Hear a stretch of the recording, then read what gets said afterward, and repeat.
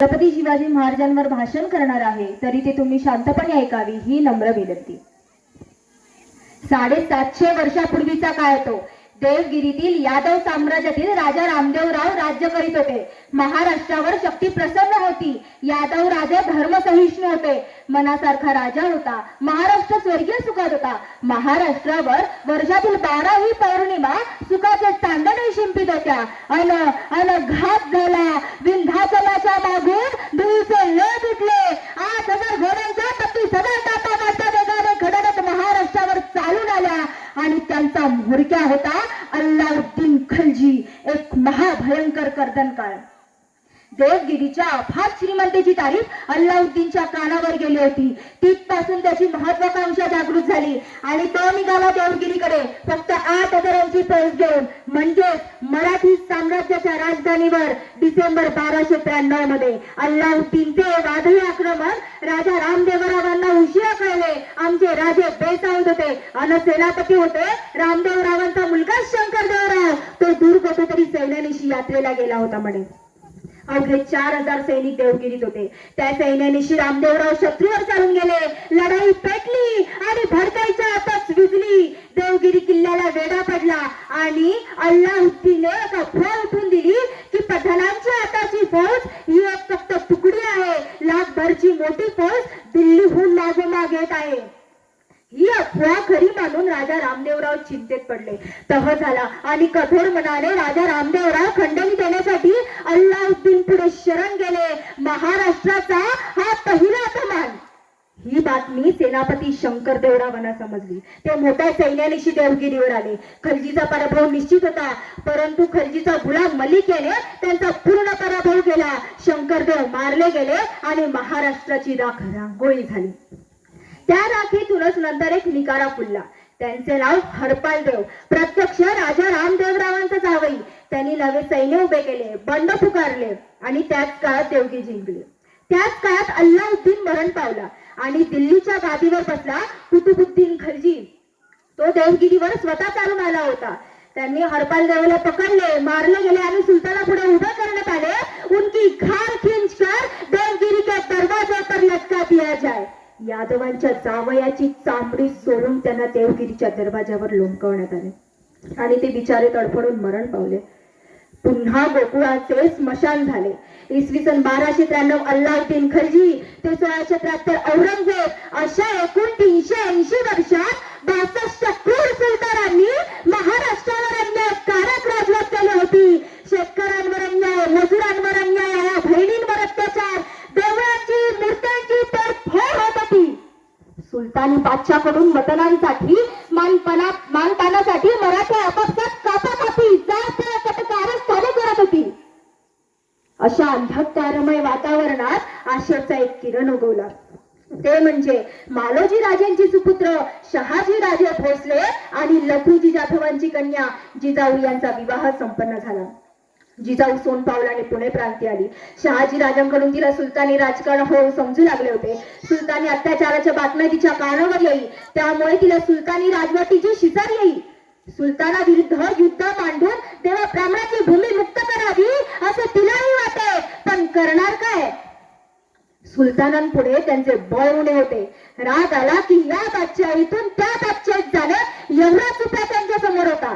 2 वेळा स्वराज्यासाठी प्रयत्न करूनही ते अयशस्वी ठरले होते।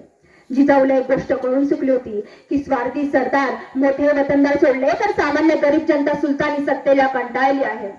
जर या शूर पण अज्ञानी मावळ मराठ्यांना एकत्र करणारा कोणीतरी सुलतानाविरुद्ध उठणारा श्रीरामांसारखा प्रतापवान पुरुष पाहिजे। असा प्रतापी पुरुष या महाराष्ट्रात जन्माला आला तर हा महाराष्ट्र क्षणभरही पारतंत्र्यात राहणार नाही, हा विचार तिच्या मनात सतत घोळू लागला होता।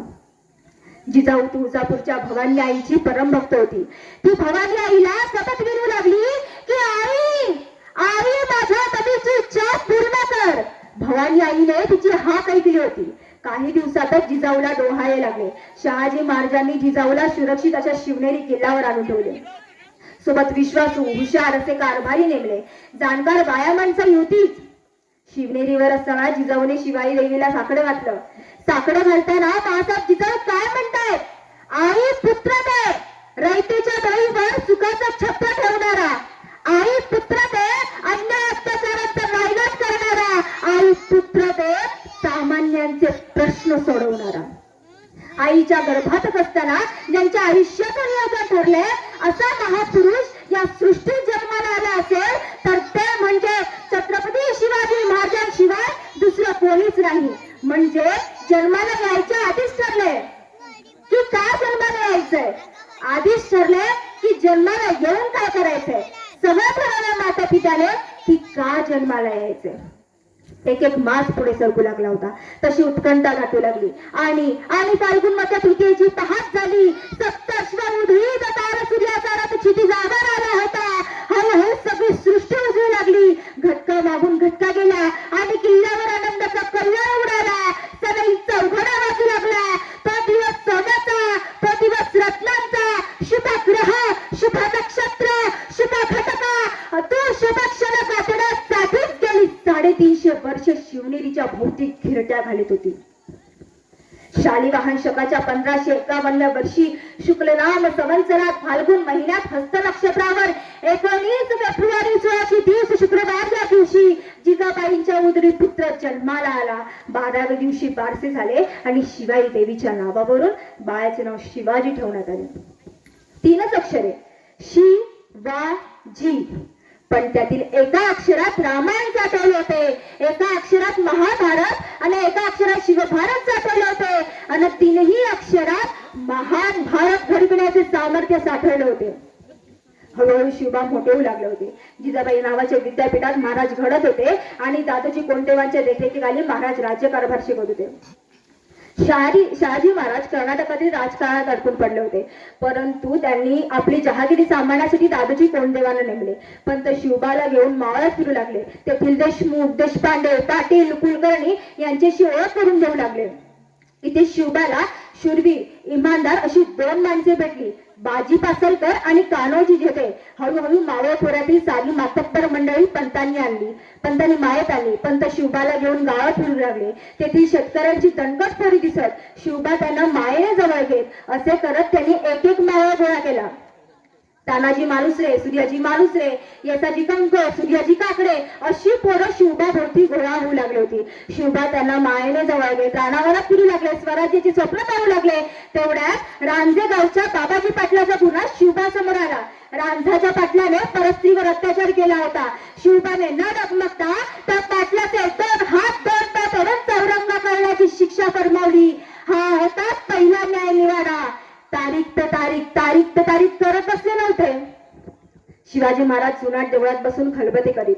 त्यांची भगवान महादेवांवर व भवानी मातेवर नितांत श्रद्धा होती. त्यांना माहित होते की कष्टाशिवाय आणि निष्ठेशिवाय राज्य आणि विद्या प्राप्त होत नसते ते. शिवाजी महाराजांनी रायरेश्वराच्या मंदिरात जाऊन स्वराज्य स्थापनेची शपथ घेतली आणि पहिला किल्ला तोरणा जिंकून स्वराज्याचे तोरण बांधले. इथूनच पुढे राजगड, मुरुमदेव असे किल्ले जिंकले. एक एक मोहिमा पत्ते येऊ लागला होता, एक एक किल्ला स्वराज्यात येऊ लागला होता. स्वराज्याला असे बाळसे करत असताना शिवाजी महाराजांनी आपल्या सैनिकांना काही नियम घालून दिले.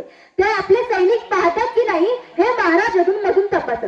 असाच एक नियम, सूर्यास्तानंतर गडाचे दरवाजे बंद झाले पाहिजेत आणि सूर्योदयानंतरच ते उघडले पाहिजेत. असे घडते की नाही हे बघायला महाराज एकदा वेश बदलून तोंडाला मुंडासा बांधून घोड्यावरून गडाच्या दरवाजापाशी गेले. पहारेकऱ्याला म्हणाले, मी सरदार आहे, दरवाजा उघडा. पहारेकरी म्हणाला, नाही उघडणार. महाराज म्हणाले, तुम्ही महाराजांच्या खास मर्जीतला आहे. पहारेकरी म्हणाला, तरीही नाही उघडणार.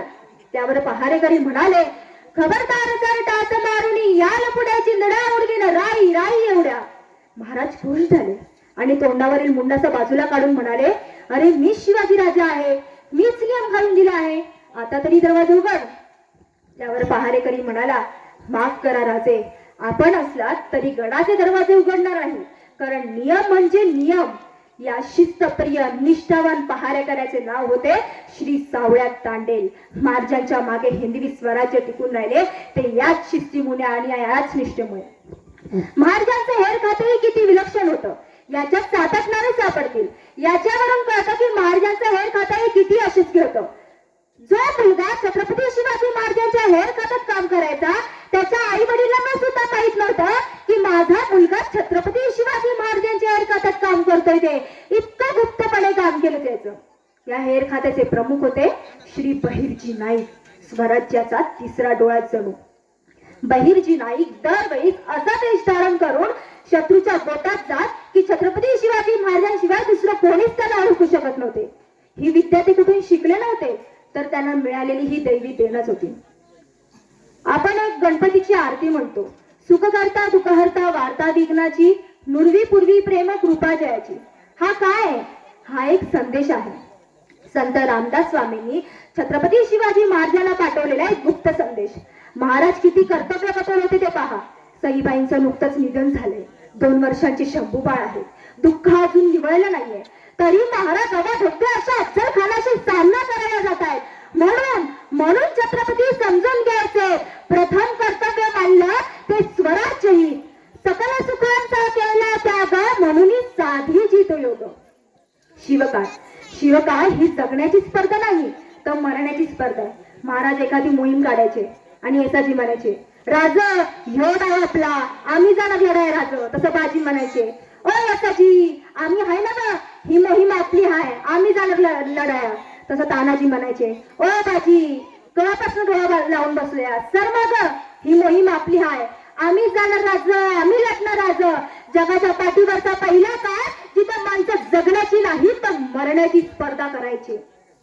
अनेक राजांनी जलदुर्ग बांधले, अनेक राजांनी गिरिदुर्ग बांधले, पण माझ्या राजाने नरदुर्ग बांधले. नरदुर्ग नॅशनल कॅरेक्टर्स, राष्ट्रीय चरित्र घडवले महाराजांनी. कुणीही घ्याव, तानाजी, बाजी, असाजी, कोंडाजी, रायाजी, नेताजी, प्रत्येकाचं आयुष्य सांगेल की कसं जगावं आणि कसं मरावं ते. चमचमणाऱ्या पोलादाला तलवारीची पाठ म्हणतात, चमचमणाऱ्या पोलादाला तलवारीची पाठ म्हणतात. आणि जर मरणारा घाबरत नाही तर मराठ्यांची जात म्हणतात, त्यांना मराठ्यांची जात म्हणतात. अहो तो अफजल खान भली मोठी फौज घेऊन आला होता ना महाराष्ट्रावर चालून. काय झाले त्याचे? वाघ आणि मराठे उगाच कोणाच्या नादाला लागत नाही, पण नादाला कोणी लागलं तर त्याला फाडल्याशिवाय सोडत नाही. अहो तो औरंगजेब 27 वर्ष महाराष्ट्रात तळ ठोकून बसला होता म्हणे. कशासाठी? आपला धर्म संस्कृती बुडवण्यासाठीच ना. पण त्याला ते जमले का? नाही. कारण आपल्या मावळ्यांनी, शूरवीरांनी लाखोची पर्वा न करता झुंज दिली. कशासाठी? आपला धर्म संस्कृती रक्षणासाठीच ना. माझ्या संभाजी राजाला तर 40 दिवस हाल सोसून प्राण टाकले. कशासाठी?